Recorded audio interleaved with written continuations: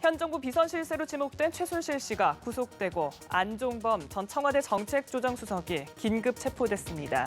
또 어젯밤에는 박근혜 대통령을 가장 가까이서 보자 했던 정호성 전 청와대 부속비서관이 검찰에 체포되면서 검찰의 수사가 급물살을 타고 있는데요. 이런 가운데 박근혜 대통령이 검찰 수사 수용 의사를 밝히면서 최순실 국정농단 의혹과 관련해 현직 대통령에 대한 검찰의 조사가 어떻게 진행될지 관심이 모아지고 있습니다. 특별수사본부가 마련된 서울중앙지검으로 가보겠습니다. 서영석 기자. 네, 최순실 게이트와 관련해 박 대통령이 검찰 수사를 수용할 의사를 밝혔지만 검찰은 아직 신중한 모습입니다. 검찰 관계자는 대통령 수사의 가능성을 묻는 질문에 관련자들에 대한 조사가 먼저 이뤄져야 한다며 말을 아꼈습니다. 결론적으로 아직은 진상을 확인하는 것이 우선이라는 아무것도 예단할 수 없다는 게 검찰의 공식적인 입장입니다.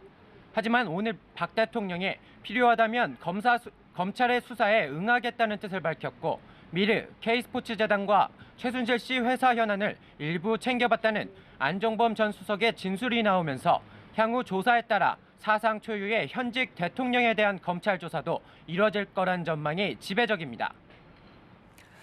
네, 그리고 앞서 안종범 전 청와대 수석에게 구속영장이 청구가 됐죠. 어떤 혐의가 적용됐고 입장은 어떻습니까?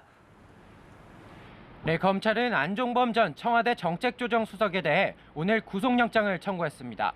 검찰은 안 전 수석이 최순실 씨와 함께 두 재단에 대기업이 800억 가까운 기금을 출연하도록 강요한 데 직권 남용 혐의를 적용하고 또 차은택 씨의 광고회사 강탈 의혹에 관여한 부분이 드러나 강요 미수 혐의를 추가했습니다. 안 전 수석은 직권 남용 혐의 등에 대해선 부인해왔는데요. 구속 여부는 내일 법원의 심사를 거쳐 밤늦게 결정될 것으로 보입니다. 검찰은 이른바 문고리 3인방 중 한 명이었던 정호성 전 청와대 비서관을 어젯밤 체포하는 등 국정농단 의혹의 수사에도 속도를 내고 있습니다. 검찰은 이번 사태에 발단이 된 태블릿 PC 안의 자료들이 정 전 비서관을 거쳐 나간 것으로 보고 경위를 추궁하면서 최 씨와의 대질 조사도 배제하지 않고 있습니다. 검찰은 이른바 최순실 게이트의 실체 규명을 위해 10명의 검사를 추가로 지원받아 화력을 보강했습니다.